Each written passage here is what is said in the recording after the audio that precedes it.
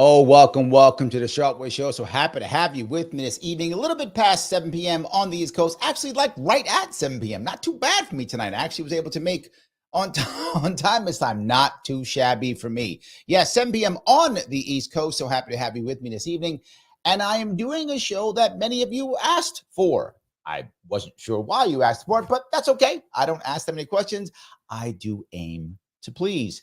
And you wanted to talk about what I had chatted about. I brought the idea of broken democracies and how broken democracies actually are a serious problem across the world and have been for decades. And people don't often see it, right? And I wanted to bring up a lot of examples that were obvious throughout the world. Years ago, the former British Prime Minister, Tony Blair, used to do he would go across the world and teach at colleges a class on how democracy is great because democracies don't war on each other.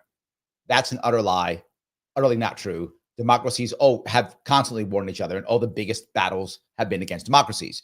Happens all the time, right? Recently, obviously, there haven't been democracies. There haven't been many democracies throughout history, but in the recent history of many democracies, lots of them have fought each other and horribly bloody on top of it. And they've made many things, but there are certain things that I want to move. The word I didn't want to use is the word that will get me banned on YouTube. And I don't want to use that word. So the word I'm going to use is, do broken democracies become F states? What do I mean by F? Think about the Austrian who had the funny mustache who took over Germany. What would you call him? F, that nice word that rhymes with smashist. There we go. So do they become the F word? And the answer is yes, very often. If you have a broken democracy, it will very often turn into an F state. It will often do that. There are certain common denominators of how you know when a democracy will break down. Certain things happen. And can that democracy change quickly? Can that democracy retain the will of the people? Can that democracy provide what the will of the people wants? And will people feel like, most important piece, will they feel heard, right? And often democracies fail in this. That's a problem. And there's always a cheat code that someone who wants to take over does. Piece number one, generally speaking, the people within that democracy have to somehow feel cheated, lied to, and they have to lose trust in the current system, which is why you hear me talk all the time about how I'm upset that many Americans have actually lost faith in our institutions. That is not a good thing. We also will be broken up in some way. It could be, north, south, east, west, poor, rich, whatever, broken up in some way. And we require unification under just one guy or gal or idea. And that idea is almost always some form of nationalism. And a third piece, I guess, the second, third, whatever number I'm on. Also, there's generally speaking a fear of the left. That's the scary part, because when things happen, people think, oh my God, here come the lefties and they're going to ruin everything. And when you think that, well, of course, do I want these scary, scary lefties? Or do I want this great guy who's telling me how he's going to unite everybody and we're going to be nationalists and all that stuff? Add a couple other pieces. Bad economy. Now, all of a sudden, I don't have a good economy. Things aren't going well. I can't pay my bills. I can't get married. I can't find a partner, because that equals to a bunch of young men sitting around, not doing the right thing, waiting for someone to tell them what to do. And what group of people always fill the F states army? It's young, pissed off men, young, lost men, young, insert bad thing men. Always. Add those things up. Can democracy survive? Sadly, many cannot. That's the problem. Many cannot. But if you find one that can, now we're good. I'm going to give you a whole bunch of examples. Tonight's a history lesson. You guys asked for it. You're going to get a history lesson. This is what you're going to get. You asked for a history lesson. You're going to get it. But before we get it, do me a favor. Click the button that is known as like. I want you to do it. I'm not seeing many do it because you hate me. I'm going to give you a story. I'm not going to be like history. That's boring. I'm going to give you cool stories. You'll like those too. I do it for my daughters all the time. It's all good. Also, if you're watching on Twitter or Facebook, either repost this, share this, whatever is the thing. If you can, please do it. Also, if you have not subscribed to my show, you are literally robbing me, you horrible person. Subscribe. What's wrong with you? Subscribe. It's important. Do so. Please subscribe. It does matter. If you want to super chat me, you can. You can always, if you're on Larry Sharpe YouTube, you can super chat. You can also become a member on Larry Sharpe YouTube if you want. Click that join button, and you get history lessons. Come on. What guy gives you live history lessons on top of all the cool stuff, and you get to respond on top of it? Come on. I'm better than a college course. Are you kidding me? Let me walk down this road if I could. Let me start, if I could, with Japan. You're saying, Japan, is that a failing democracy? It was in World War II. People go, no, Larry, Japan was an empire. No, Japan was a democracy in World War II. And people don't see that. Japan was an absolute democracy. That's what it was. People voted. They had a parliament. Yes, they had a prime minister. Everything. Japan was a democracy. Now, women couldn't vote in Japan, so there was not universal suffrage. But Japan was absolute democracy. Wait a minute, Larry. How can Japan be? It's the Empire of Japan. I remember they had an emperor. True, but it was still a democracy. 1868. Let me go before that. 1850. I think it's 57, if not mistaken. 1857 or 54. Someone will check me. Admiral Perry takes his flotilla of American gunboats into Tokyo Bay. I think 57. Someone could check me on that, but it could be 54. I think it was 57. Takes his gunboats into Tokyo Bay and says, Japan, you're going to trade with America. And they said, we don't want to do that. We want to be an insular country. We don't like talking to you foreigners. Please leave. He went, I'm going to bomb you. I have these guns. You don't have them. So you will trade with us or we will just blow you up. Literally called gunboat diplomacy. That's where that comes from. Admiral Perry going, you'll trade with us or we'll blow you up. Japanese went, wow, we would not like to be blown up. Yes, we'll trade. After that, again, the idea of being cheated, the idea of being embarrassed, they went, we're in trouble. If anybody can just float in here and force us to trade, we got a problem. 1868, they create what's called the Meiji Restoration. They take all their people who was in the old capital of Kyoto and they move it up to Edo and they change the name of Edo. Edo is the old name of the current capital, Tokyo. Tokyo means Eastern capital. They create Eastern capital. And how do they unite everyone? The emperor. They bring the emperor there. They bring the emperor right there. So, Vivek, thank you. 1853. Thank you. I thought it was 7. Thank you. I was a little bit off. And Phil teases me, Commodore Perry off the bat. I had to start somewhere, Phil. So I start with Commodore Perry. Got to start somewhere. Thank you. 53. My mistake. I thought it was 57, 53. There we go. So 1868, Meiji Restoration. Here they go. Boom. They restart everything. Why would they restart it? Under what? Under unification of one. The emperor. They might go, Larry, the emperor, he ran everything. He did not. I'm going to give you an interesting fact. This is theoretical, but it's still interesting. The longest unbroken royal line in the entire world, Japan. They still have an emperor now. And in theory, if you believe their myth, the Japanese emperor came from the Japanese sun god Amaterasu. I think that's the name of their sun god. Land of the rising sun. The sun, Amaterasu is the sun god. That's where that comes from. So that's where the emperor comes from. Back in 700 AD, I think, is in that area, right? Maybe 700 AD in that area. That's where the emperor comes from. Unbroken line. Wait a minute. How can it be an unbroken line, Larry? Everywhere I know, kings get killed, they change over, blah, blah. Yeah, not in Japan. Why? Because in Japan, the emperor has never had any real power. The emperor has been symbolic. Symbolic always. Andrew, you guys are good. Thank you. 780 AD. You guys are correcting me. I appreciate it. 780 AD. I thought it was 700, but I was in the right area. 780 AD. So at that point, the emperor has no power. He is symbolic. That's all he is, symbolic. So they would play capture the emperor.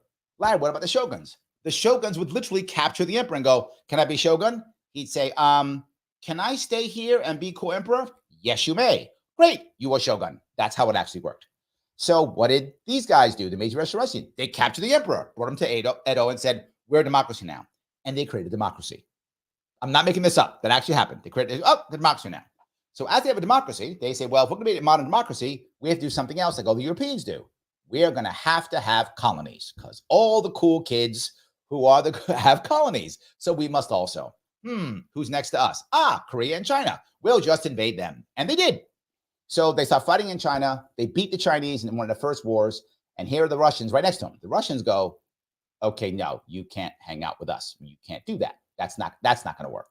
So we're going to have to stop that. And the Japanese go, no, You're not going to stop that. And the Japanese go to war with the Russians.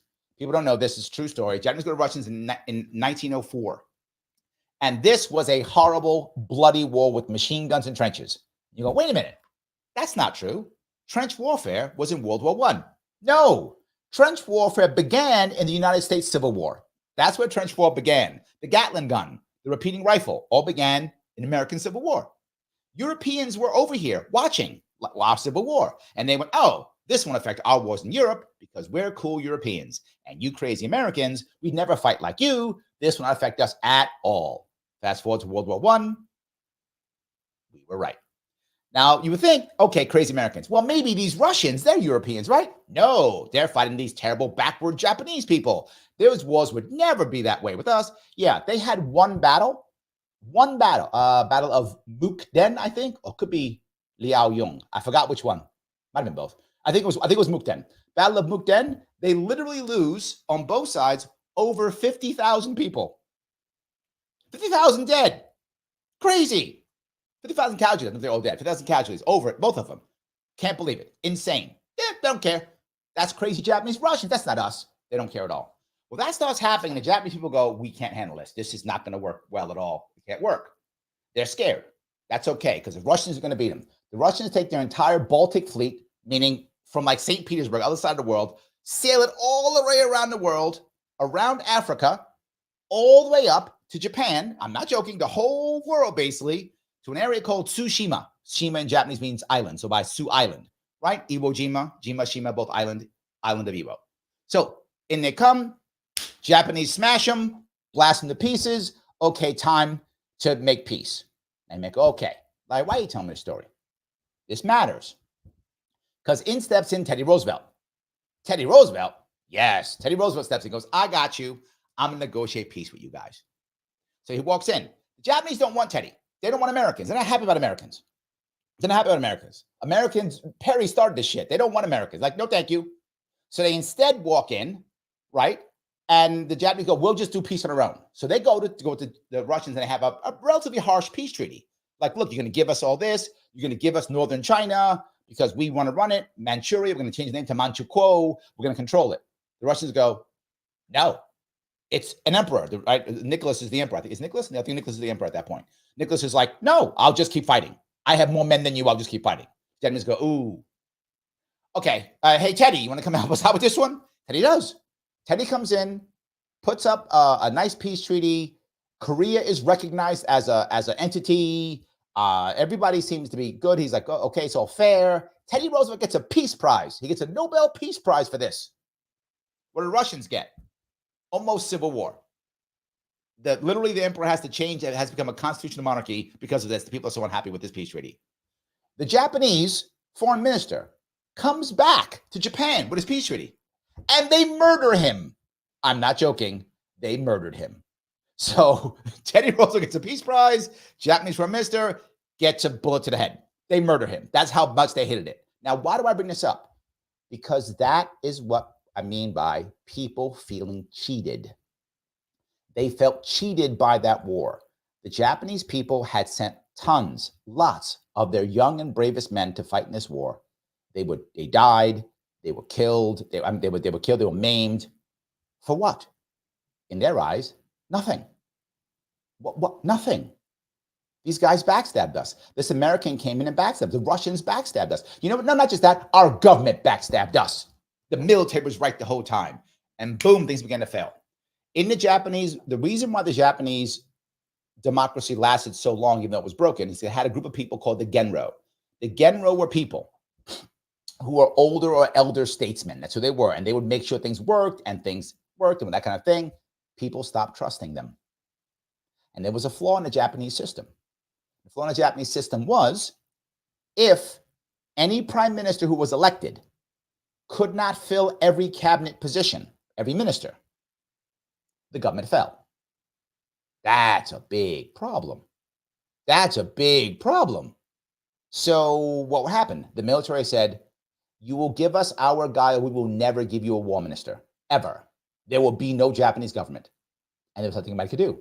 And the people were like, well, I don't care. The military was right the whole time. Boom, military dictatorship. That is how the military dictatorship happened in Japan.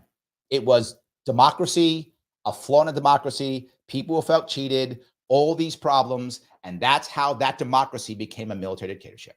That's how it did. With an emperor, with a democracy. It was same that young men who were upset because they went to war, came back, veterans, all that kind of stuff, scared of the old ways, not believing and trusting in the old ways anymore, people feeling cheated, boom, democracy becomes basically an F state or military dictatorship. Absolutely. All right, that's Japan. I hope I got that one down. So that could happen easily. Well, wait a minute, Larry. He's saying all these people he fought against? Well, how about Italy? Italy, democracy. Again, democracy, 100% democracy. What happened there? Italy is a young country. I use 1868 as the change in Japan. Italy became a country about 1870. So Italy was just a bunch of states that all got together in 1870 and said, we're a country now. And there was a lot of dissolution, right? North versus South, all these different problems, all kind of issues that Italy had. So Italy had problems, but they was okay. They're going to unite against, they had a king. So king is going to take care of us and make everything okay. And they, of course, fought in World War I. Now, for those you don't know, in World War I, Italy was actually allied with Austria-Hungary, which was at that point was a large empire, and Germany. And then the war broke out. Italy said, just kidding, and just abandoned them. I'm not even joking. They just said, I know we said we'd fight this war, but you know what? We ain't feeling it. And just totally abandoned Germany and Austria-Hungary. And then the French and British said, hey, Italy, jump on our side. It'll be an easy war. We'll whip their butts, and you can have all this great Austro-Hungarian land. And they went, that's a great idea. And the Italians turned on the Germans and the Austrians and joined the war. And then right away got their ass kicked. That's what actually happened. They got their ass kicked. Yet again, they come in and they get their ass kicked by the Austrians. Really bad. But they did. It's a true story. So now the Italians, again, you see the same scenario? Young men go off to war.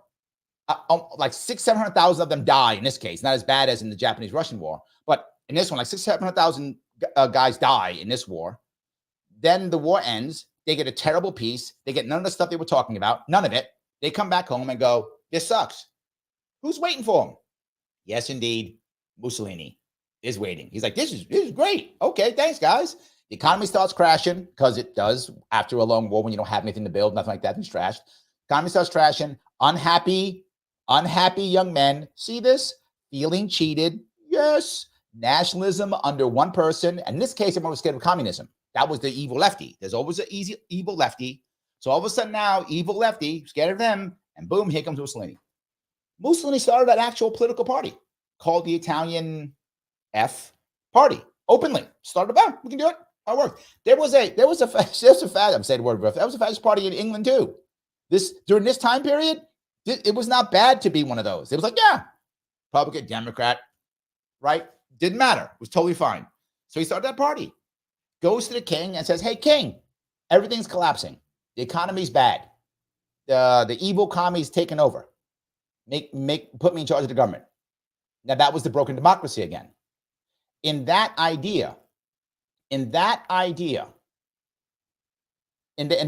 system, the king could just dissolve the parliament and make someone do it. That was their problem.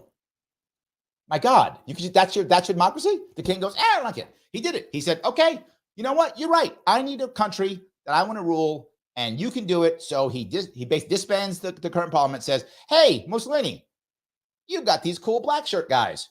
Make a government. You are now top dog. Mussolini goes, thanks, king. Boom, he runs Italy. This wasn't like a violent overthrow. This was a democracy. Italy was a democracy. Gone, a broken democracy. So it was a 2 out of the 3 that we fought in World War II. Am I going to do Germany? Yeah, going to do Germany. Same thing. Germany fights in World War. Germany also a new country. 1871. They come together, right? Got an emperor, got the whole deal, and they decide, okay, we're going to fight in World War I. They fight in World War I. What most people don't know is they were winning the war. People don't think that. The Germans in World War I, Imperial Germany, not F Germany, Imperial Germany back in World War I was winning the war. They beat the Russians on the Russian front. They had a bunch of land. They had a whole treaty of Brest-Litovsk, I think is correct, the treaty. That was 1918 treaty. And they did the same thing the Russians did to the Japanese, Germans did to the Russians. The Russians, as they were breaking up and falling apart, decided to simply ignore the Germans and try to fight their own civil war. The Germans said, no, you'll sign a peace treaty. They went, we're going to ignore a war. Germans kept marching. We'll take more land. They went, okay. Nope. Signed a peace treaty. Done. Treaty of Brest-Litovsk. I think that's what it was, right? Hold on. Dave says Mussolini marched to Rome. He did, but he marched not to kill the king, not to destroy the government. He marched to show the power to the king so the king would give him what he wanted. He did it in a way to scare or to show power. That's why he did it. But yes, you're correct. He did. But the king said, you're right. You're the guy, and gave it to him. So accurate, but I wanted to be clear on that. So now it's World War I. The Germans won in Russia. And on the Western Front, there were no Russian towns that were captured. When the war ended, German soldiers were in Belgium and France. There were no French soldiers in Germany. Why does that matter? Because the individual German couldn't understand why they lost the war. They couldn't get it. How can I lose a war? We lost no territory. We beat the Russians. How did we lose this war? They don't get it. They can't understand. How do they feel? Yeah, cheated. Yes, the same thing. They feel cheated. There's no way. How could we have lost this war? It's impossible. We feel cheated. The world's ending. Here comes the democracy they make afterwards, the Weimar Republic they make after the Treaty of Versailles. This thing fails. The economy's broken. Everyone feels cheated. Here comes the man with the funny mustache, blaming all the bad guys. You know, those banker types. He blames them. And they go, that sounds great. We got to blame somebody. And so again, H-man goes up. He goes to Hindenburg in this case. The equivalent of the head of state versus head of government, which I bring up often. The head of state is not the same as head of government. The king of Italy was the head of state. The emperor was head of state. In the case of Germany, Hindenburg, who was a very popular general in World War I, was the head of state. The head of government was made by the Weimar Republic. Well, here comes H-man. Hey, Hindenburg, I'm a World War I vet. You're a World War I vet. All this kind of stuff. Make me the chancellor. I'll put together a government. He goes, Hindenburg goes, deal, done. That's how that happened, because in that democracy, you could just do that. You could just go, you're the chancellor now. You could just do that, and he did. And he did. In each case, these people were anointed by the people at the top. But it was legal and done by their democracy. Picklebell says 1933. That's correct. 1933. That is correct. Yes, that's when that actually happened. So now all of a sudden, H-man's in charge. But it's a democracy. All three of these nations that we fought against, all this is because of broken democracies that could not respond. And that's the issue. Could not respond to a population that felt cheated. Could not respond to a population that had lost trust in its institutions. Scared of the left, right? Even in the case of H-man, scared of the communists. Got to stop the communists. They're bad guys. Got to stop them. So scared of them. Young men who were broken or scared or something like that. Excuse me. And a bad economy. Add those things up. If your democracy cannot thrive under that, we're in trouble. Now, I feel like I want to go into some, I think, more, maybe more modern versions if I could. I'll grab 2 or 3 modern versions. I don't know if I have enough knowledge to get a bunch of them, but I think I can get a couple more. I'll do Turkey, because I think Turkey is about there right now. Some people don't think that. I think Turkey is. I think that Turkey is basically an F state right now. Basically, Erdogan controls it completely, utterly. However, Turkey is, of course, a democracy. Yes. So how does that work? Well, Turkey all of a sudden, after World War I, Turkey also same thing. Note, after some war where the young men feel cheated, right? That's a common denominator. Young men feel cheated. The Ottoman Empire collapses. The Greeks, by the way, invade Turkey. 1919, I think. Maybe in that area. The Greeks invade to take their land back. They want to take Constantinople back. They want to take, parts of that the Asian minor that was Greek. They literally invade and start taking over islands, all that stuff. The Ottoman Empire is collapsing. Enter Mustafa Kemal. Mustafa Kemal, I think is his name. He goes by the moniker Ataturk. Kemal Ataturk? Mustafa Ataturk. I forgot. He comes back. He goes back to the idea of Ataturk. He comes in. And he goes, we're taking over stuff. This old Ottoman stuff, this old school does not work. No, thank you. We don't want it. Military is coming over and taking over. They walk in, taking over the whole thing, right? He comes in, takes over the military, kicks the Greeks out, pushes them back across the straits, push them back into Greece. He decides he wants to, I don't want to say what was happening with the Armenians. Again, I don't want to get banned, but does bad things to Armenians. You know what I'm talking about. He does lots of those things. He does all these things, and that was the Young Turks, right? Young Turks. So 1919 was the invasion. There we go, 1919. I knew it was in that area. There we go. So they push everything back. All that stuff goes back, and they create modern day Turkey. But it's basically a police state. That's not true. It's basically a military junta. They try to create a democracy out of it. They do. And they do create a form of democracy out of it. But the problem is democracy is so weak that once Erdogan gets back in charge, which he did get in charge, he then realized a lot of people did not trust the old ways. So he used the military and something else. He went backward. Erdogan went back to Islam. Now, if you know Turkish history, when Ataturk took over, he was very secular compared to most Turks. I mean, he was still religious, but compared to most Turks, he was super secular relatively. He was not about heavy Islam. He was about, we are a modern state, we are secular. And Erdogan said, yeah, but people don't like that. And I think I like this. I'm going to use this to take over myself. So someone asked, why do I think Turkey is the F state? Because it's based upon nationalism. It's based upon one person, right? And they are militaristic. That's why I think it's basically an F state. I mean, I could be off, but basically that, right? A lot of autocracies aren't militaristic. I mean, they don't want to invade, fight. Since he's been in charge, he's threatening Israel. He's threatening the Kurds, well, bombing the Kurds. He's back in threatening other people in his western side. Yep, all that stuff. So I do think he's gone that route. And I think he's gone that route literally because of the idea of having to, the common denominator also in this is we're going to give rebirth. We're going to make things better. We're going to be great again. Don't get me. I'm not talking about you, boy. I'm just saying that's a common thing. Military, nationalism, that kind of stuff. They do things like a ceremonial, like they changed Constantinople under Kemal Ataturk. They changed Constantinople to Istanbul, 1930, maybe in that area. But before that was Constantinople. So they changed it officially to Istanbul in, I think, 1930. I could be off on that one, but it's in that area. I know it's in that area. So yes, that whole piece. So Torrance says nationalism is not fascist. It is not. But when it is militaristic under one ruler and other guy bad, could be. It could be, particularly when you're making some group of people the bad people, right? The bad people, whether that's the left, the people who live in Israel, or something like that, right? Any of those things. Could be any of those, is all I'm saying. So I'm not saying it's 100% there, but I think it could be there. That is my argument, Torrance. I'm not saying it's there, but it could be there in Turkey. It could be. I'm going to go one more, which it also could be, which is more common.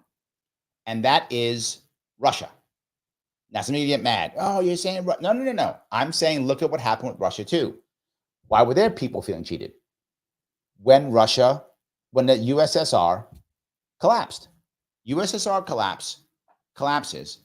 Life in Russia was supposed to become great, right? That's what they were told. As soon as there we go, boom, everything is supposed to be great. And the people were not happy. When the USSR fell, for some people, stuff got great. It did. For some people, it did. But a lot of Russians didn't. A lot of Russians didn't get great, right? The bad democracy of Boris Yeltsin didn't do a lot for a lot of Russians. And they felt losses. And people felt a loss of trust in the system and all those things. And here comes big guy Putin. And he says, I'm going to come in and I'm going to help out. And a lot of people are like, yay, finally, right? A lot of people were happy. Young men too were happy to have him. They're like, yeah, all right, here comes Putin. Well, there's a flaw in the Russian system also. Yes, there's term limits, but it's just in order. So you can be president for 2 years and then swap and become premier, or is it prime minister? Is that what it is? For 2 years. And then come back and be president for 2 years, which is what he's doing. This is a flaw in their democracy. So again, he is just staying in charge the entire time. Same idea, a broken democracy. He has had similar issues, right, than others. People feeling like it can't work, all those types of things. Yes, so similar issue. I'm not sure I would go that he's the F state yet. I think Turkey is closer to an F state than Russia is, but Russia could actually go there very easily. Again, in each case, the first three I mentioned, obviously war. But in the case of Turkey, lots of small regional wars and maybe a big one here, right? Maybe a big one here. If they decide to somehow join in this local Middle East war, maybe a big one, possible. Russia obviously fighting Ukraine. So you see war again. Yet again, you see war. Now I'm going to go to the one that I think some of you may be that I'm most unhappy with, or you may be unhappy with, is something else. And that is America. Yes. And I'm not talking who you might think. You might think, oh, you're talking Trump. I am not talking Trump. Some of you are going to think I'm talking about, I'm not. I'm talking about a broken democracy, which could help anybody, whether that person's name be Harris or Trump, could help either. And let me tell you what I mean by that. I think the U.S. began to make this shift. And some of you will fight me on this, and it's fine. I'm happy to have the conversation. After Vietnam. The Vietnam War broke a lot of American families. And I don't mean because of like the people going and then dying. I don't mean that. I mean, obviously that's horrible. The 59,000 dead, something like that. But I mean that it began to have a whole lot of young men who were unhappy. Number one. Number two, I think it is something else. It made a lot of Americans not trust the system. That was the beginning of it, losing trust in our system. I think that was a key piece after Vietnam. I think we saw a failure of courts. I think all of that. Then I'm going to go one step further. I think the next one, believe it or not, was Afghanistan/Iraq. Again, a war where young men come home and things are broken. And then add one more piece to that, the bad economy, the crash in 2008. From those two things, you began to see men all of a sudden start to not trust the system, become unhappy, check out. And now in America, we have about 8 million men, give or take, who are just checking out. They don't want girlfriends. They don't want wives. They don't want jobs. They don't want education. They're called NEET men, N-E-E-T, not in education, employment, or training. NEET, N-E-E-T, not in education, employment, training. About 8 million, maybe a little bit more. We are in trouble, guys. The question is, can our democracy respond? And they go, wait a minute, Larry, hold on. We still have a democracy. And I know you're going to think I'm going to bring up Trump, but I will ask you, who voted for Harris? She was appointed by the people that be, just like other countries I mentioned, didn't I? Appointed. And now she might be our president through perhaps what I would call a broken democracy. Yes, that actually could happen. So I think we do have, this is a test for us now. This entire piece is a test. Can our democracy, can it be flexible enough? Someone asked me in the chat, can I define a broken democracy? Yes, one that easily allows democracy to fail, and one that cannot adjust quickly to the bad economy and the unhappy young men. What about women? Young women don't fill the armies of F states. They don't. I'm not being sexist here. I'm being realistic. The people who will fill the army of the fascist state will not be young women. It will be young men. And if we don't do that in some way, shape, or form, they're waiting for somebody to show up. They're waiting. That person is not Trump. I don't think it's Harris either. I don't think that person exists yet. Oh, I'm sorry. That person isn't in the mainstream yet. That person may exist, but I don't think they're in the mainstream yet. They're not there yet. If there's someone out there, but it's not these two. People are going to tell you it's these two. It's not. But the time is ready for them right now. The time is ready. And we have to hope that we can fix this. But Larry, democracy's on the line. Is it though? Here's the problem. The biggest problem in the United States that people don't see is our courts have failed us. Our judges have failed us. Our flaw in our democracy, what our fatal flaw is, our judges are accountable to nobody. That's our fatal flaw. Many of the states I told you have different flaws. Where like some leader could just do something, some leader could just do this, right? Hindenburg could just make the H-man the leader. The king of Italy could just make Mussolini the leader. In Japan, the when the Genro fail, the war ministry can just take over the country, right? These are all, that's the flaw in each one of those. The flaw in America is our judges are accountable to nobody except the party system. That is our flaw. Our judges don't care about the Constitution. I'm sorry, often the senior judges do, but all the junior ones don't. So all they do is allow the people in power to get away with everything. They allow gerrymandering, which is an embarrassment. They allow the two-party system, an embarrassment. They allow no changing in our system, which is embarrassment, which means the people start losing. They start losing trust in our system. As I mentioned earlier, young men start checking out. As I mentioned earlier, people feel like there is no. People feel like there is no way of saying they have no hope. So what are they going to look for? They're going to look. They are going to look for a unifier. Every single time. They're going to look for someone who's scared left, as you see every single time. Who doesn't like the old ways, but wants this thing, or wants the only thing I like about the old, doesn't like the current way. You got to go back. You got to make the country great. Yes. This is an issue. They're going to look for someone like that.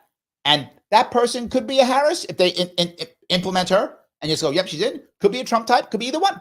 I'm not picking sides on this.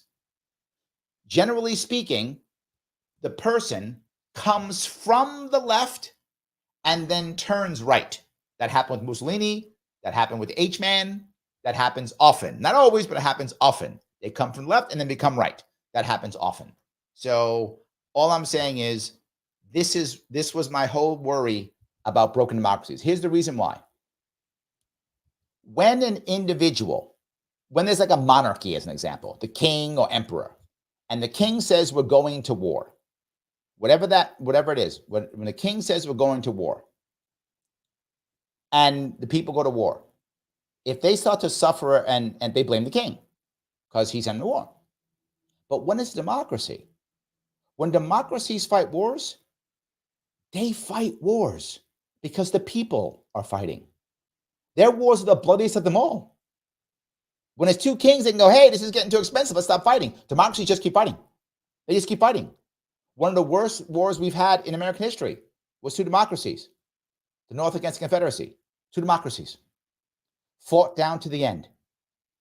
Fought down to the end. Democracies not only fight wars in other democracies, they fight bloody wars, horribly deep wars. And if they lose them and they feel cheated, then they rebel, even in defeat.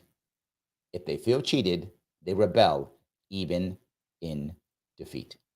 All right, I have preached a lot. That was like a 40-minute session, so I apologize. I will start grabbing more comments now. Some of you probably think I'm crazy, but it's fine. You wanted this thing. I hope I gave it to you. I hope it was interesting for you to chat about. I probably couldn't get many more. I mean, I could try to talk about some more, but I don't remember that much. I'll try to get through them. If you ask questions, I'm happy to go through them too. Peace, laws. Thank you for the $5, my friend. Looking deeper, why are we so violent? Lack of resources, too much testosterone, lack of purpose, mind virus, lack of love. Let me explain what makes people happy. You touch two of them. There are three things that make people happy. If you have these three things, almost always you're going to be happy. Do you feel loved? Do you feel respected? Do you have purpose? If those three things are true, you're almost always happy. It's very rare for someone not to be happy if they have those three things. By percentage, men want respect more than love. By percentage, women want love more than men. That's not a 100% rule, but both are critical and important, but one can be the other.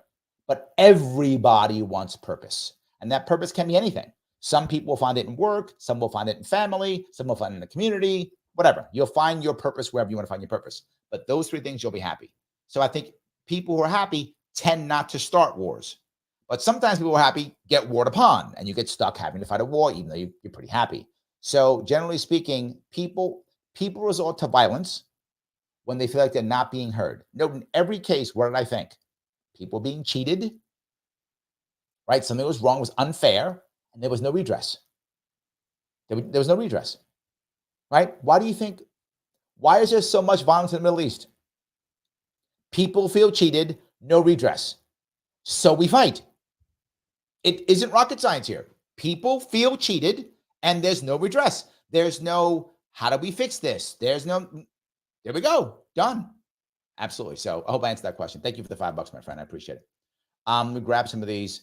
That's good, Phil. Thanks, Professor. I guess, well, for those of you, I do know that I did teach at 2 colleges, but not this. I actually taught business at 2 colleges too. So I've taught businesses. So anyway, yes. All right.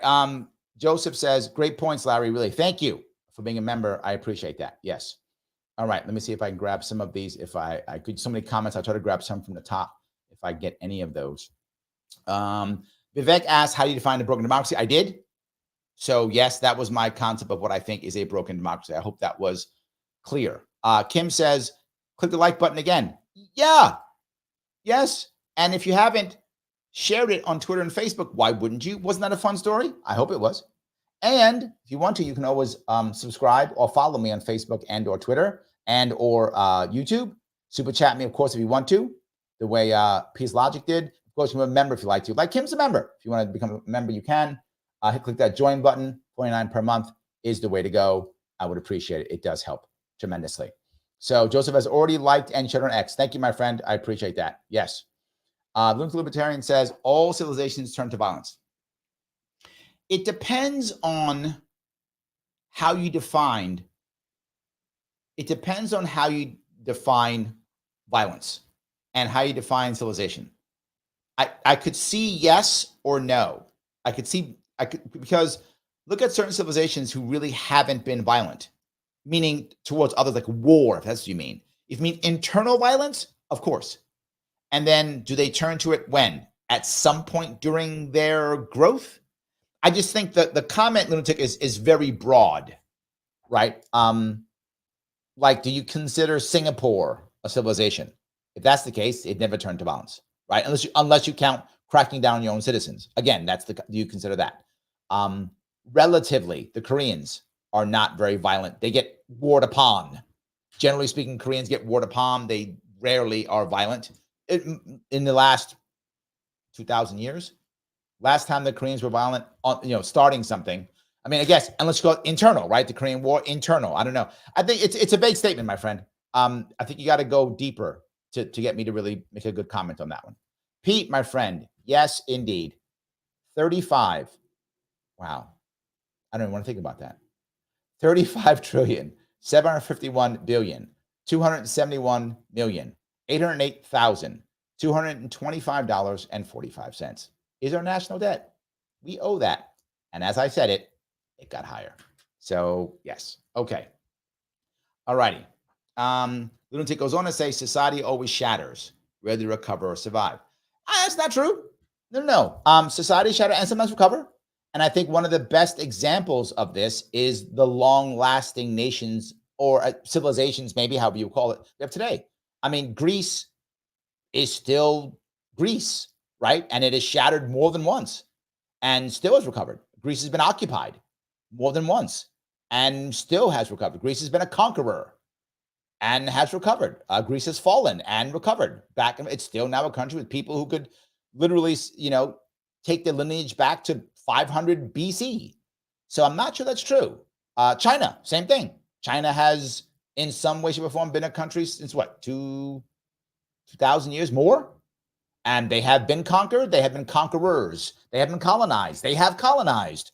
And they're still a nation to this day. I don't know if India maybe too.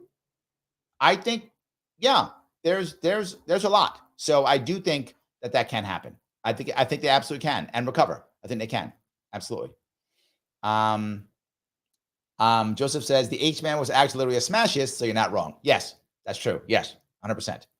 So, yes, Pete, it does mean that word. I don't want to get canceled on YouTube because according to Gerard, he's talking on Rumble, he says YouTube holds creators back.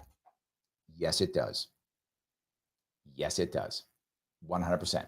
So that's true. All righty. Pinkabell says the dad vibes. I am a dad, Pinkabell, of 2 girls. Yes, I am. And I have many times sat them down and given them history lessons when their teachers don't give them stuff, just throw a book at them. I will walk them down a story, tell them what's really happening all the time. I do give dad vibes. That's absolutely true. Yes. Guilty as charged. Absolutely.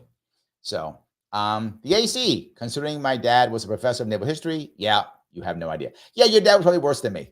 Your dad was probably worse than me. Yeah, I'm sure he was. Yes, I'm sure he was. Yes. All righty. Let's see if I can grab some more of this if I can. Let's see. Let's see. Oh, you're in the same. Okay, you guys are on the same pace. I appreciate that. I'll keep grinding here. Philip says the defeat of the Russian Empire was the beginning of the end of the Tsars. Yes, that's true. The people don't realize that the end of the Tsars started with the Russo-Japanese War. That's true. That was when it began, because that's when they had given power. People began to not trust them, and then World War I just wrapped them up. That was the final nail in the coffin. You're totally correct. That was the end of the. And by the way, it was 300 years, over 300 years of the Romanov family ran Russia. I mean, that was a massively long dynasty. Is there a longer one? I don't know if there is one. I can't think of a longer dynasty. Unless, again, theoretically, the Japanese. Theoretically. But is it really true? I'm not sure. But yes, theoretically, that's it. So, Torrin says, Larry, I'm a libertarian monarchist. You're not alone. There are many libertarians who think that a constitutional monarchy is better than democracy. That's a thing. And some of you are like, what? Yes. Some people actually do believe that. I do hear that often. More than you would think. More than you would think. Yes. All right. Connor says, hey, Larry, what's up with the new military policy allowing to legally kill U.S. citizens on U.S. soil? What the hell's going on? Did that just happen? Did that just happen? Why? Are you surprised? I'm not surprised. I'm not surprised. Obama killed American citizens. Droned them. You surprised? With the rules they have, they can arrest you and send you to Gitmo whenever they want. Just call you a bad guy. You know the word they use for that. Put you away. Yeah. I just made an argument that we have a broken democracy. Yes. Because judges are not accountable to the people. If judges were accountable to the people, a judge would go, no, you cannot do that. There's no due process. There's no nothing. No, you can't do that. But there's not a judge who'll do that. They'll just go, okay, whatever. Because I don't care about the people. That's our fatal flaw. Our fatal flaw is the brain dead chimps in our assemblies and our Congress make up laws. Our brain dead chimps who run our states create commissions. Our brain dead chimps create commissions who then create rules, which legally, if they aren't stopped by the Congress, become law. And judges go, that makes sense. Judges actually say, well, some commission made a rule, not elected, accountable to anybody. That's a law. Yes, it was my point. My point is our fatal flaw in America is that our judges are accountable to no one. Our judiciary has failed us so long, so much, so often. Why do you think no one trusts the system anymore? I'm exaggerating. Many people don't trust the system. Not nobody. Nobody I know, but most people don't trust the system. Judges have failed us again and again and again. Yes. Dave says Italy was sort of cheated. They didn't get in the spoils of war. Yes. Japan also. Yes, people don't realize that. Thank you for this, Dave. In World War I, Japan was on the Allies' side. Japan fought alongside of Britain against the Germans in World War I. And they got nothing. You're totally right. They felt cheated. Again, a population that feels cheated is open to Yes Man showing up. Open to it. You're totally correct, Dave. Italy got, cheated. Here comes Mussolini. Japanese got cheated. You know what? The military guys were right the whole time. They were right the whole time. Absolutely. Yes. So Connor goes on to say from X, becoming more and more afraid of what's going to happen once the election is codified, regardless of who wins. Yeah. Yep. Absolutely. 100%. So Vivek says, yep, and Treaty of Versailles added salt to the wounds. Yes, it did. It made things worse. But here's one thing I gotta give. Luckily, and some people will be angry when I say this, FDR was gone at the end of the war. Because FDR was terrible for the war. He was horrible for the war. He's the one who made that stupid unconditional surrender stuff, which made us fight the law even longer. He's the one who wanted like the Russians to get everything they wanted. I mean, he was just terrible. Him being gone at the end of the war was a good thing. We had a nice Marshall Plan. that was not so vindictive to the people in Europe, and we're able to actually bring them back and not be so vindictive and be allies again. That was a good idea. 100% was a good idea. So yes. All righty. Phil says, it's pretty wild how the Prussian imperial government and the Weimar Republic were very socialist. Yes. And had a massive welfare state. And German people blame democracy and not socialism for the economic problems. You're right. Yes. Because, again, people who didn't trust the old system or the current system, they didn't trust it. They did not trust it. Absolutely, they did not trust it. And once you don't, it's okay. It is okay. It becomes fine. So, yes. Let me grab some of these if we can. All righty. The AC says, you got that tism, Riz? Is that me? Maybe. I don't know. I got one of them, I guess. There we go. Whatever that is. I don't know what that is, but I guess I got it. Yes. All right. Let me grab it here. Jess goes, Riz makes me think of that movie, Grease. Oh, that's right. Yeah. Yes. Torrin says, Putin is a nationalist. NATO's pressuring Russia to be fascist. Putin is Russian nationalist and an autocrat. I wouldn't say the F word. I'm not sure he's there, but I could see him going there. I'm not sure. I don't know enough about that to know, but if you start adding up what it means to be F, he's got a lot of them. So does Turkey, a lot of them. So could be. Go down to, they says all of our democracies are broken. Yes, but they have to be able to change. That's my point, right? They have to be able to change when they realize they're broken, right? And we have a mechanism, right? We have a mechanism, as an example, to remove judges. We have a mechanism to get rid of bad people. We never use it. We don't use it. You can impeach a judge and remove them. We don't do that. We just go, okay. Well, why would you? Because the governor is signing the bad laws that the assembly is putting into place, and the judge is going, okay, why would you remove them? You love it. You're like, great. I'm glad you're a puppet judge who just stamps yes to everything I do. Oh, that's great. Of course. So why would they? But we could. We're not doing it. Peace Logic. Thank you for the $20, my friend. Thank you for the super chat. Love, respect, purpose. Yes. But what leads us to not having these things? Will innovation save us? If we solve the energy problem, oil, nuclear, solar, does that lead us to peace? Or are we inherently war creatures? We are not inherently war creatures. How do I know that? Because you have to train men to kill. That's why, right? Men have to either be trained to kill or desperate to kill, except for the sociopaths, obviously, and that's a very small percent of our population. But average men need to be trained to kill. They do. This is true throughout history. So I don't think we're naturally warlike. I don't think naturally we are that. We are naturally tribal, and we'll fight to save things. Of course we will. We'll fight to defend ourselves. That's natural for us. But we're not. It's not natural for us to get together, march off, and kill others. That's other people. That's not us. We will go off and hunt. Those aren't people, right? We have taken in our heads, we decide there's a difference, right? Some people think certain animals are more human than others. Some people don't. It depends on who you are. But as a general rule, I think no. The thing is, innovation right now is not saving us to be forward. Solving the energy problem is nice. It's all nice stuff. But the question is, will that then allow us to have respect and purpose? Now, solving these energy problems can help men more than women usually have purpose, because solving those problems may make more physical jobs, which men take more compared to women. Now, will there be support jobs or other jobs that will help them in that to the more physical jobs? That would help more women. Will there be more innovation? That will also help more women also, right? Because women tend to go into what they call pink collar jobs, right? Health, teaching, that types of stuff, right? So they're more in that world. So if that pops up, then there'll be more women who get more purpose. Now, not all people get purpose from their jobs, though, right? Again, by percentage, more men gain purpose from their job than women. Women tend, by percentage, people are different. More women will find a purpose in actually non-job things like nonprofits, social groups, community. They tend to find more purpose in that, family, but men find purpose in family too. So you've got to be able to find purpose, whether that's in profession or something else. If innovation does that, yes, but right now innovation is doing the opposite. Innovation is getting people let go, keep people at home. They don't feel purpose, jobs they don't want to be in, so there's no purpose. We're finding less and less people getting married, less and less people having relationships, which also gives people purpose, right? All those things, right? You have a purpose of being a father or a mother, a purpose of being a worker. But the nonprofits tend to give people more purpose, but sometimes work does too. Generally speaking, Innovation's not doing a good thing for us. Social media is not making us happier or giving us more love or respect. It gives us fake love and respect sometimes, but real love and respect usually comes from deeper relationships with people that we have to meet in person, be around, see, tend to have that. Otherwise, it becomes very fleeting, right? So I've got to keep getting my likes.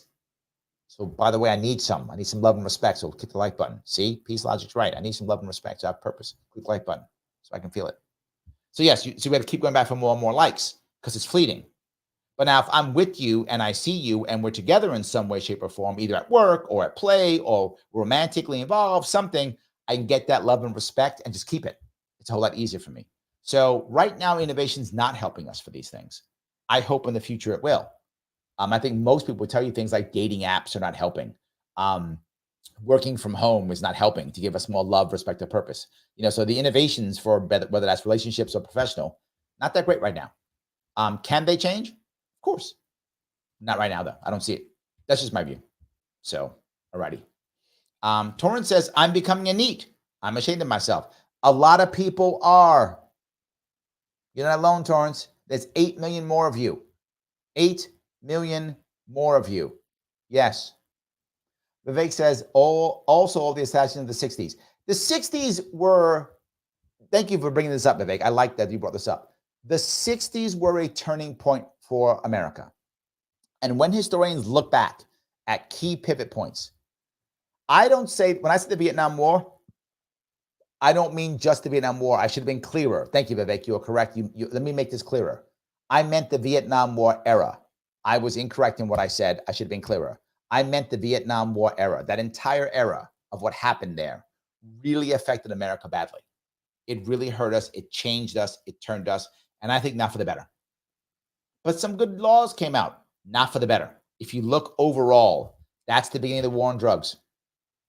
That's, yes, it's the beginning of all those things that were actually bad for us. The assassinations, the lying, Watergate, all that stuff came right out of that era. That era just made Americans go, I don't trust this government. Is the system really working for me? That's when it began. Was that time frame. So yes, and then the 90s became tougher also. But then you look at 2008, that whole era, both wars, 2008 crash, that was just devastating for so many people. So yes. All righty, let me see if I can go down here now. Shelly says, Harris is done. She just started campaigning recently and repeatedly makes a fool of herself. Since we live in duopoly, we know who's going to win. Maybe. I'm not prepared to call this one yet. It changes like every week, Shelly. Like 1 week, it looks like Harris is going to win. Next, it's Trump's going to win. I know I predict like everything. This one, I'm just not ready to predict. I'm just not. I'm not there yet. I'm not there yet. So yes. All righty. See if I can grab here. The AC says, probably not, Larry. We're probably completely effed. I hope not. I hope you're wrong. I'm not saying you're wrong. I hope you're wrong. I really do. I hope you're wrong. Yes. The AC says, the young women are all progressive AF and don't want anything to do odd with the young right-wing men. Correct. That's another problem that Peace Logic was talking about, right? That's not a good thing, right? It's not a good thing that young men and young women aren't getting together. That's not a good thing for society, right? For any individual person, it's fine, right? I mean, maybe you not interested. No judgment if you don't want to be involved with somebody. That's up to you. But as a society, young men and young women should be getting together and pair bonding. That's just good for society in general. That's not happening. You're right, which means there are a lot of people who are unhappy. That's true. You're also finding a lot of young women dating a lot of older men, common thing, or young women dating like one or two of like the hottest, coolest guys, and all the rest of the guys are getting no action. Well, if they get no action, they go, well, why bother? And they check out. And those men can't wait for some kind of mission, some kind of purpose, some kind of respect. And what people never want to hear, but need to understand, young men will do anything for respect. And when I say anything, I mean anything. The people who have the weapons that will put the other people, whoever the bad guys, whoever those bad guys are, will put them into camps, will be young men who want respect. They will do anything. The ones who will pull the triggers will be young men. They will do anything for respect. So when those young women tease those young men and the big F guy shows up, they won't want to tease them anymore, because those young men will do anything that man says, and he will be a man. It will not be a woman. It will be a man. It will be an older man who has charisma. That's who it will be.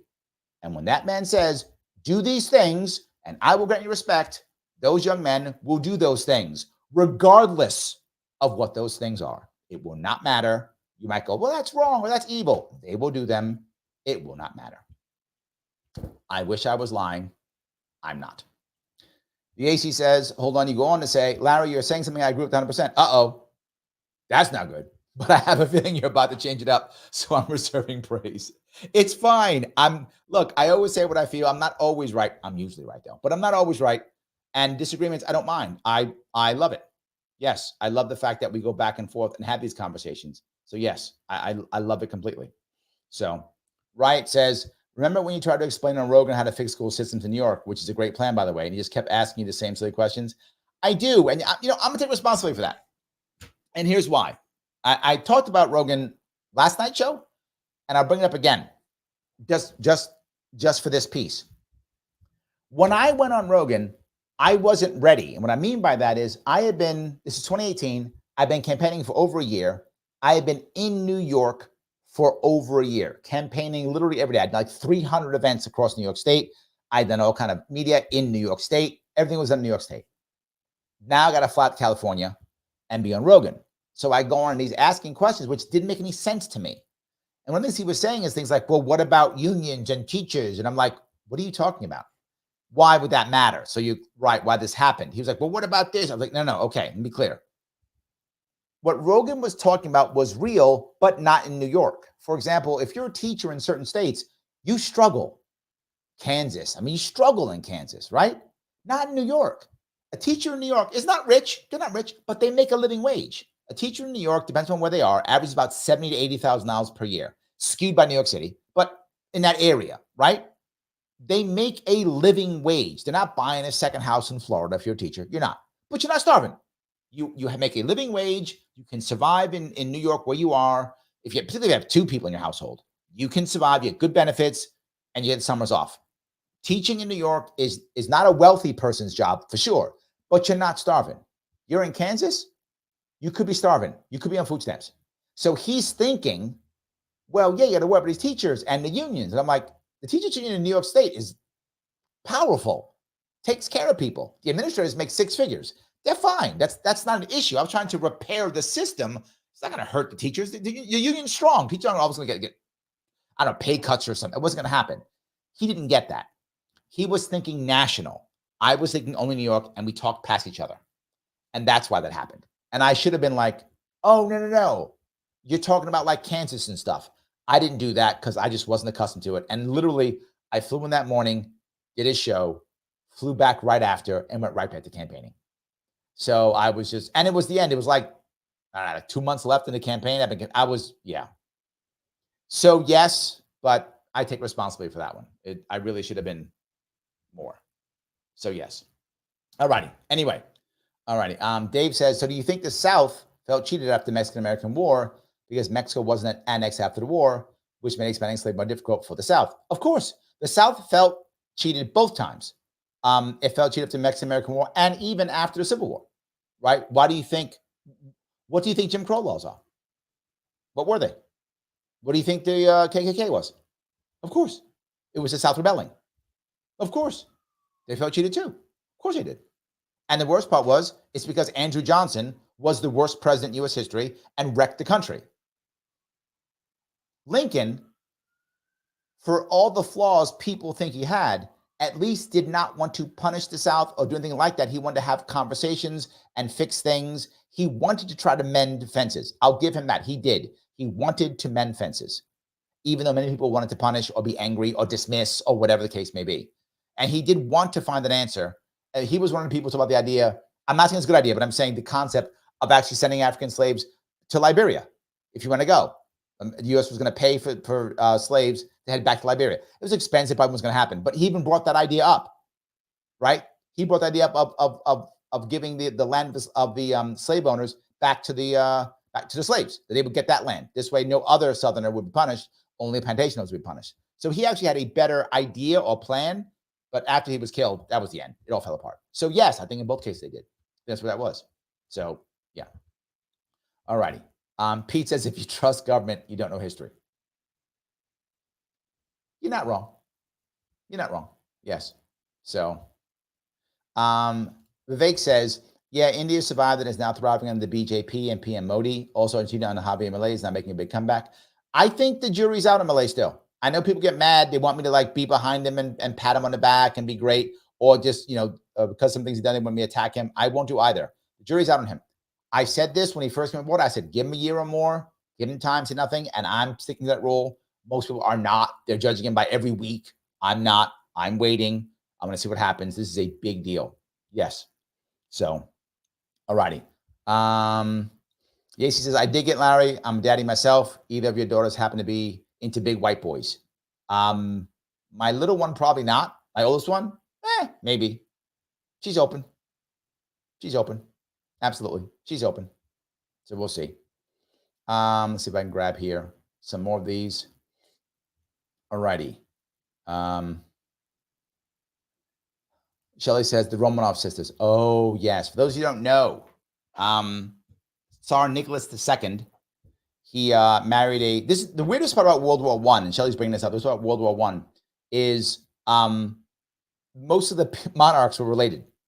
So the King of England was a cousin to the Tsar of Russia, who was a cousin to the Kaiser of Germany. They're all cousins. So they were related because they're all royalty. So so they all like knew each other. So they thought, well, we probably won't go to war because we're cousins. Well, that didn't go as planned at all. And when the Romanovs were deposed, or when they abdicated, they were captured by the communists. And they were taken to a basement and they were all shot. 5 or 4 sisters, Shelley? I think 5 sisters, right? One boy, Alexander, who didn't he have a blood disease? Was he a hemophiliac, maybe? I think that's right? He had a blood disorder, if I'm not mistaken. So they were always worried about his health. He was supposed to be the next star because he only had one boy and the rest were all girls. And he killed them all. Destroyed the entire bloodline. The Romanov family was destroyed. And the sad part is, this is the weirdest part. His wife was German. So the Tsarina was a German princess from, I forgot what area of Germany she was from. But yes, a German princess. And they didn't like her because she spoke bad Russian because she was German. So yes, Germans are all over the place in royalty, by the way. The current British royal family, German line. They're all Germans. They changed their name during World War I. They became the House of Windsor. They were not that. They were actually a German line. So Germans are everywhere. But okay, why? Why were Germans everywhere? In fact, this is the reason why. Remember, Germany was not a country until 1871. It was a bunch of Germanic states, each one a principality or a barony or some small type of thing. Well, each one of them has a baron or a lord or a king or something for each of them. So there were just so many princesses to pick from. So they often picked Germans. That was a common thing. So yes. Connor goes on to say the Treaty of Versailles was a disaster. 100% yes. 100% yes. Connor goes on to say if only the world listened to the U.S. during the end of World War I. That's true. That's true. And at that point, Wilson had his 14 points, which was the idea of, what was it? Peace without victory? Am I getting that right? Peace without victory was the point. So yes. Faithful friend, brain dead chimps, see how they run. Yeah, or see how they steal. Maybe it's a better one. See how they steal. So yes. So Shelley said, this is why my family left Prussia in 1911. Yes. Yes, absolutely. All righty. Keep going down here if I can. The AC says, the framers imagined impeachment to be something that happened all the time. Yes. Thank you. Yes. Absolutely. I wish most people would think that way. 100%. 100%. Yes. ACOs on the pink collar. It's called like blue collar, white collar. It's called pink collar. How do you pronounce that? Buxite? I may be saying it wrong. Women are entering STEM programs more than men. Yes, that is true. There are issues though, right? One of them is you're seeing now in the STEM world, women are not being hired as fast as they used to. That's been changing. Women are also getting let go faster than men now. You find that happening also now in the system. It's starting to happen. You see it more and more. Women are now starting to take a big hit in the corporate world now. You're seeing a lot of them get let go. A lot of them getting let go now. But you're right. A lot of them are moving into it. It's true. The problem is the STEM programs aren't as good as just being into it. And what I mean by that, a lot of the people today in this world, the STEM world, are being hired not out of college. I'm sorry, not after they graduate of college. They're being hired out of college. Things like hackathons and such. So you go to a college, you have a hackathon. But you know what a hackathon is? Literally, someone will sponsor, whoever it is. Hey, we have a problem. You guys show up this weekend, fix this problem. I'm not joking. It's that simple. Guys, bring a team together, fix the problem.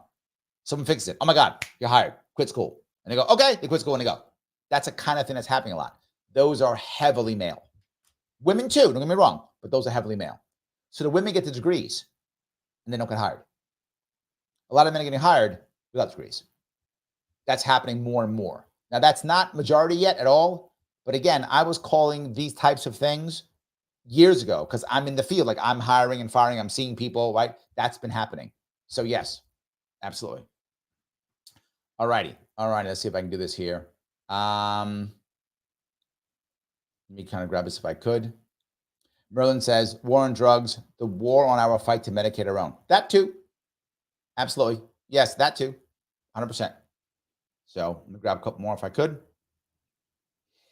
All righty. Shelly goes on to say, my son-in-law thought that he had to do a lot of housework. My daughter said, if you'll clean the car's garage and bathroom, I'd gladly do the rest.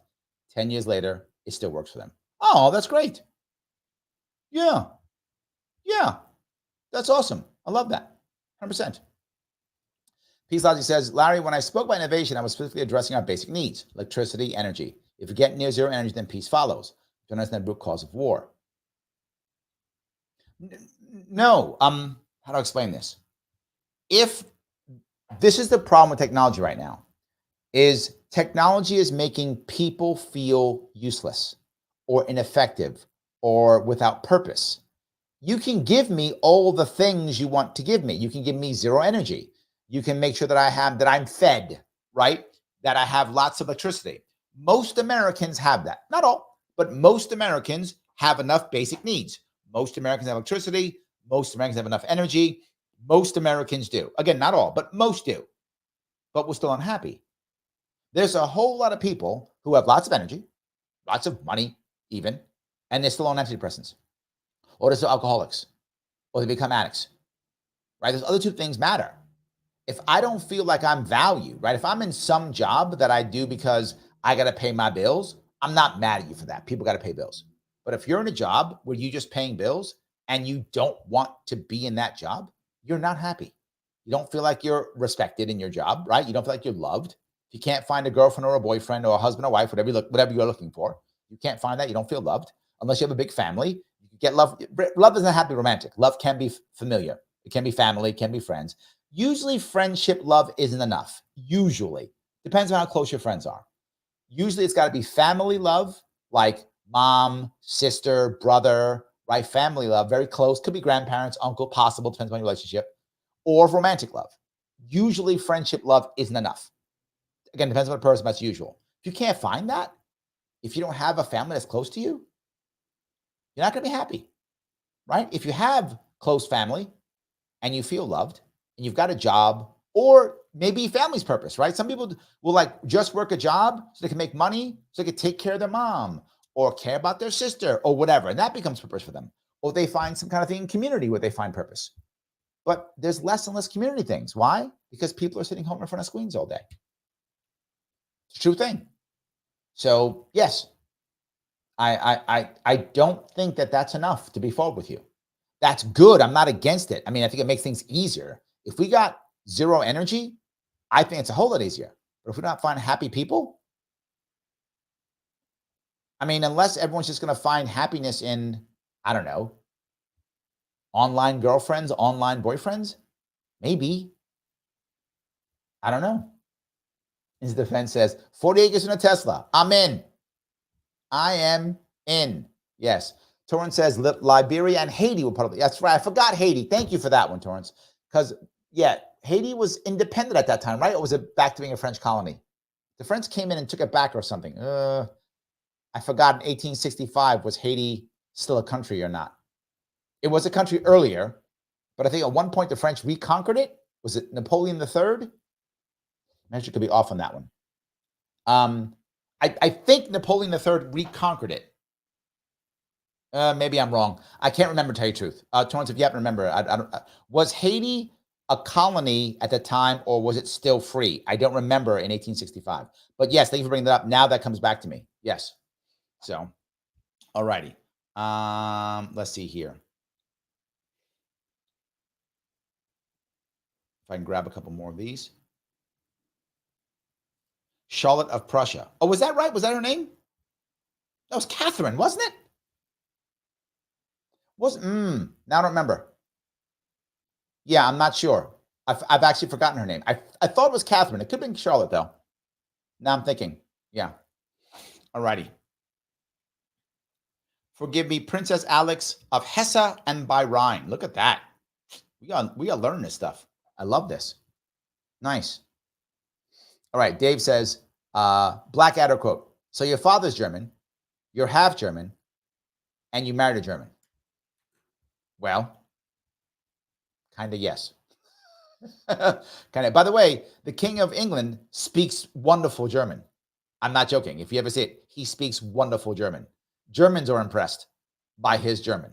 That is exactly right. Yes. Kim says, I'm fixing to go off grid, grow a garden, have solar power, an outhouse, collect rainwater, live free in the woods. Kim, I'm coming with you. Yes, let's do it. I love it. Kitty says, millennials and Gen Zs can't afford houses, can't get married and have kids. It's very depressing. I'm millennial and almost all of my peers have mental illnesses. Kitty, this goes to my point, right? Peace, I'm not trying to be a nudge on you at all. I love what you're saying and that will help. But if everyone's depressed, if people aren't getting married, if they're not having kids, again, those who want, the data, last time I saw data, about 90% of women would like to have a relationship and kids. About 90%. So most women would like to have a relationship and would like to have kids. About 10% don't. That 10% is good. They're good. They can go off, do their own thing, be happy in their life. Life is good. But about 90% somehow want that, give or take. And if they can't get it, they're going to be unhappy. They're going to be unhappy, right? Most men want it, but not as high, not the percentage isn't as high as women. More women want that than men by percentage. But a lot of men want it too. And if they can't get it, they're going to be unhappy. They're not going to be where they need to be. If they can't get the good jobs they want, if they can't feel purpose, if they can't get families that they want, if they want families, right? Yeah. It's an important piece. I'm glad you brought that up, Kitty. It is an important piece, and we should be thinking about that. If we're not going to have men and women who want to be together, not being able to get together, they're going to wind up being unhappy, particularly if families are collapsing. And families are. Divorces, other issues, but that's something else. We're moving away from each other.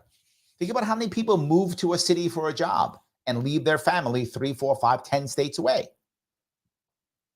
Look, I'm happy if I can call my mom or sister or brother, whoever I love. That's amazing. A whole lot better if I can see them every weekend or every week or hang out with them on, all the holidays. That's nice if I can do that, right? And if I can't, it's not going to be the same. This isn't going to be the same. So I agree with you completely, Kitty. And we're not looking at that. Well, you know what? I do think RFK Jr. has talked about it. I do think he did more than anybody else. That's an important piece. I'm glad he talked about it. It does matter. So yes. Kim goes on to say, thank you for being a member, by the way. Community of survivors who work together and barter are usually happy, living within their means. Yeah, because they have the three things, right? If you're in a community, right, and you feel loved, you feel respected, and you have purpose, boom, you're happy. That's my point, right? You can feel happy because I have purpose. I'm supporting people. I feel respected, right? Because I've been with this that people respect. I feel loved because they're supporting me. I'm supporting them. Boom, you can be happy in that community, right? And you don't, in that case, you don't have to have romantic love. You might want that too, right? To Kitty's point, you might also want that, but you can be happy without it if you have other types of love that you feel. You can do it. That's the piece. So, yes. Rosga, oh, I like this. The machines are turning people into machines. Yes. Andrew, thank you for your response. Haiti was a Republican in 1865. There we go. The French, they tried to get back at some points, but it blew up immediately. I'm just grabbing. Thank you. I wasn't sure when that happened. That's good. I remember at one point they tried to retake it. I don't remember when that was. So there we go. It was Republic. Perfect. Liberia at the time was, I think, American colony. I think Liberia was an American colony at that point. Haiti, thank you, was Republic. So yes, they were given the Lincoln's concept, for those who don't know, was what are we going to do with these 5 million slaves? Right? We're going to do. So maybe we would offer them to head back to Africa if they wanted to. Offer them to go to Haiti if they wanted to. That blew up completely, did not happen. But it wasn't a bad idea to give slaves that option. Did you want to go back? Okay. America would pay getting the ships. We'll pay for the ships. Take you back if you want to, right? Head back to Liberia, which was an American colony. Or head to Haiti, which was a republic. But none of that happened. They just said, no, we're going to make Jim Crow laws. We'll do that instead. That was the answer. Jim Crow laws versus giving them the option to stay, or even giving them a homeland, like whatever they did to the Indians, put them on a reservation. That was terrible. But anyway, my point being, these were other options that were available under Lincoln. There was a conversation, at least. That's my issue. So yes. Peace, back in action. Yes, understood. Multiple problems going on. Love is critical. Zero energy means more to the developing countries. Yes, think about it. Close to zero energy means that desalinization causes nothing. Agreed. If you have unlimited energy, you have unlimited water. If you have unlimited water, you have unlimited energy. They go back and forth. That's absolutely true. 100%. Once you have unlimited water energy, you have unlimited water, which means a lot of wars will not be as required. I agree. It will lessen war. It doesn't mean war goes away. It doesn't mean happiness goes away. But yes, it will absolutely help. 100%. I think you can. It will improve things. It just may not be enough, if that makes any sense. So Kim goes on to say, our society has been drilled to keep up with the Joneses. Yes, yes, and yes. The AC says, I disagree. A lot of romantic love is the shit all of our people should have in their lives. Yes, but when you want it, right? And there's my distinction, and with whom you want it. Both of those things are true, right?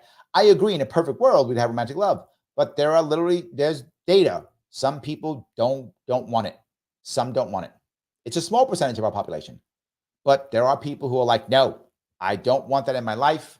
Some of them because of past trauma, some of them because of their own issues they have. But some people do not want romantic love in their life. And all I'm saying is you should have what you want. So that was my point. 10% of women that remember last, and it's like 15% of men or something like that. I forgot what the number was. It's the percent who don't want it is actually higher in men than women. I forgot what the percentage is. That, and this is probably 5-10 years ago that I saw a stat, so it could be off by now. But when I saw it, that was when I saw it. That's what I remembered. Okay, so there's a percentage of people who just don't want it, and I don't want to push to some people who don't want it. So, and it's easy to say that everybody should have it. The problem is, and if you've been out there, I don't know your background, but if you've been out there, in the dating market, it's not easy to find someone that you like who also likes you. And it's not easy to find someone, even if there is that kind of connection, that both of you want a relationship, right? That's not easy to find. So it's challenging to find, okay, there's someone I like who likes me, and then they want a relationship, and so do I. Not easy to find. And the problem is when you add, this is my point to peace, when you add technology, it's even harder. Because now anybody that somebody wants to date, they go online and go, well, wait a minute, what about him? Or what about her? Whichever. Look at that person. Oh, that person. Am I settling? Can I get somebody better? I don't know. I just keep swiping. Let me see what's going on. And you find a lot of people using the apps to just bounce around and try to find the right person and wind up getting nowhere. Right? And wind up getting nowhere. So I think it's yes, but that's my only piece. So yes. Gene says, I didn't know that Liberia was an American colony. Yep. The capital is Monrovia, not mistaken, named after James Monroe. I believe it's Monrovia. If I'm not, pretty sure it's still true. I could be wrong on that, but I'm pretty sure it still is Monrovia. I know it was at one point. I think it still is. So yes. All righty. Let's see if I can grab this. You guys, I'm glad for the back and forth. I want to, yeah, Missy goes on to say, I want romantic love, but we don't always get what we want, or we get people who hurt us. Just saying. Yes, it's true. I wish it was easy to find romantic love. It isn't. I wish it was easier. And the system, this is kind of to what Kim was saying, the system makes us think differently. So now I'm like, well, wait a minute. Okay, she's hot, but maybe somebody's hotter. Or he's hot, but maybe somebody's hotter, right? Or better, or smarter, or richer, or whatever is, however I decide value, right? Whatever criteria I make, well, someone has more criteria than the other. I'll just get someone else. It's even harder, right? It's even harder. So yeah, it's very challenging to do that. It's not as easy as somebody might think. So, in any case, Torrance. Wow, this is some deep stuff here. Larry, mulatto women do not find me attractive, but it's understandable because I'm a loser. Torrance, I'm going to be clear on something for you right here, brother. Be very, very clear on this. If you actually feel that you are a loser, and I hope you don't. I hope you're either teasing me or exaggerating. But if you actually think that, the number one thing you must do is take responsibility for that and change it. Number one, if you actually believe you are. Now, I don't know you personally, so I'm not sure if you are or not, or if you're joking. But for the sake of argument, you believe this to be true. Okay, I accept. If you tell me that, I accept. You must take responsibility for that and change it. And here is when you must change it. Fucking today. Today. Not tomorrow, not next week, today. You must take responsibility for that and change it. And it will not be easy to change. If you believe that about yourself, it's going to be tough to change. Because if you believe it, it's true. I'm not here to be nice. It's not who I am. I'm here to be real. If you believe that, then it is true because you believe it. It's true. So change it. I can't change it. Kim can't change it. Peace can't change it. Only you can. And here's how I'm going to tell you how to do it. You're going to pick one thing about yourself. It does not matter what that thing is. And I'm saying again, it does not matter what that thing is. One thing about yourself that you're unhappy. Doesn't matter what it is. Change that one thing. That's it. I know this to be true. 14 years ago, I was contemplating suicide. I was feeling the exact same way. No chance, no hope, nothing. You must take charge. You must take responsibility and change one thing, not everything, not everything, one thing. And then when you begin to change that one thing, pick another. If that takes 1 day or 6 years, I don't give a shit. Start today. If you say to yourself, I don't like my haircut, go get a goddamn haircut. Go get a haircut. I don't like my shave, go shave. I'm too big. Start going in a diet or exercise thing today. Don't change. Don't wait. Today. Whatever it is you don't like. I'm not smart enough. Start reading. Start something today. Starting is the hardest part. No matter what, it is the hardest part. Hardest part. And the second you start it, you will start getting better. And as you get better, the women will see you getting better. Your confidence will grow. And as your confidence grows and you have your glow up, the women will throw themselves at you. I'm not joking. The more confident you are, the more women will throw themselves at you. That's how it works. Women may be unhappy to hear that, but it's still true. Begin to put yourself in positions of authority and power, and women will throw themselves at you. That's how it works. I know it sounds so horrible. It's still true. So take responsibility. Start changing today. Begin today. If you have an issue, reach out to me on Twitter, and you and I can chat. Fix that today. No one's going to stop it but you. Unless you're teasing me, in which case, I just talk for nothing. Yes. Kim says, most mental illness stems from childhood trauma. I don't know if that's true, Kim, to tell you the truth. I don't know what the data is. I do know that a lot of it comes from being unhappy. That may come from childhood trauma. I don't actually know. But I do know it comes from people being unhappy. When people are unhappy, they try to find answers. And they often look at answers as self-medication, and it often makes things worse. So yes. The AC says we need to get technology to help, not hurt. Yeah. Yeah, absolutely. Yeah. So Torrance goes on to say a lot of women are the perfect American woman. I'm not going to go that far, Torrance, but there are some good looking women who are, yeah, there are some good looking women. It's true, but I'm not prepared to go. Yeah, I'm not ready to go there. I'm not ready to go there. Yes, absolutely. He goes on to say, love you, Larry. You're right. There we go. That's it, brother. That's it. And they will come after it. Yes. And they will come after it. Guaranteed. They will come after it. Take some time. They'll come after it. And it's something else that women love. I'll be very clear about this. And this is generic, obviously. Women are different, but generally speaking, a woman doesn't mind if you fall down. She doesn't. In fact, most women expect a man at one point to make an error and fall down. That's not the issue. You will fall down. You're a human. I've fallen down. People fall down. But what she expects is you to get back up. That's what she expects. So if a woman sees you fall down, she'll be like, oh my God, that's terrible. You fell down. Oh my God. If you keep laying there and wait for her to come pick you up, she's not going to like that. She's not going to like that. But when she watches you get back up, she goes, that's my man. That's my man. So I'm asking you right now, Torrance, get back up. So I'm saying, get back up. That's what matters. Just get back up. That's the issue. All right, so if I go down here, if I grab some more. John says, the other thing technology has done is to use the fish in a small pond town that expanded if you went to college. Now you can see and try to romance people from all over the world. Oh, yes, thank you. Okay, now I got it. Thank you, John. I think about a second. What percentage of those people are truthful about who they are? Okay, yes, you're correct. Yes, there's an issue here, right? Back in the day, you kind of had the piece you could look at was your town, right? So if you were the prettiest girl in high school, you probably dated the football captain or whatever. That's obviously a trope, but you know what I'm talking about. The concept is you date the guy in your town who was the hottest or the smartest, or again, however you decide valuable, right? Some women decide looks are more important, or money's more important, or personality is more important. You pick whatever's important for you. You'd pick whatever the important traits are you have, and you'd find the guy who's closest, who has those traits, and you'd be like, yeah, that's the top guy for my traits in my area. Let me grab him. Life is good. Now, though, to John's point, I can go online and say, oh, that guy's 3 towns over. Ooh, that guy's got the traits I want, and he's 4 towns over. Oh, that guy's wealthy, and he'll fly me over to so-and-so. Okay. Not just that, I can get a whole lot of older men, too.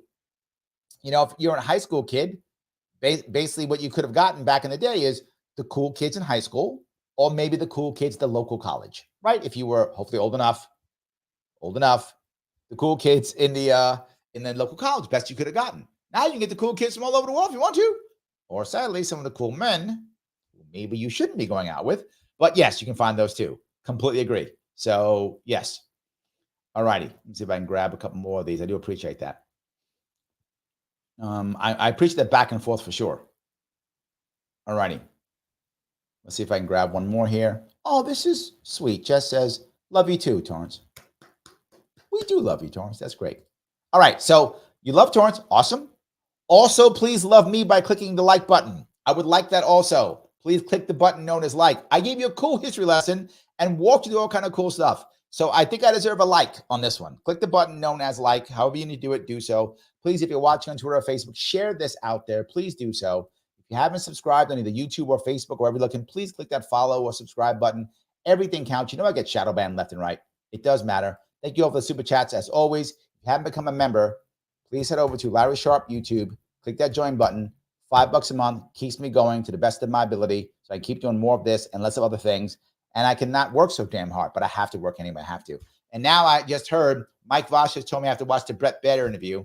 So I got to watch that now. He's probably going to yell at me about it.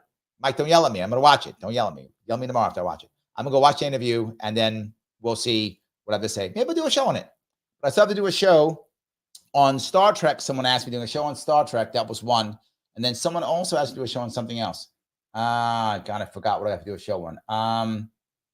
I don't know. Something else I got to do. But I'm going to do an AMA this week. Next week, I have the Mickey Const coming on also. And I will do one on Star Trek coming up here too. So I will grab that one too. I'm trying to give the audience what the audience wants is what I'm trying to do if I can. It does matter. I'm trying to be good at that. And also keeping you guys together here on this. I do appreciate it. Oh, right. AC keto, right? I do a keto one. I forgot. I'm gonna write that down. Keto. I do a keto show also. Sorry, so I do a keto show and a Star Trek show. That'll hopefully be next week, maybe this week if I run out of stuff. But maybe I'll be doing it on with something else, another reaction show. We will see, guys. When this is over, please come back on and put a comment afterwards. You know who likes that, Mr. Rhythm, Al Gore. He does love it. Al Gore, Rhythm does love that. Please do that if you could. I'd appreciate it. I will see you all very soon.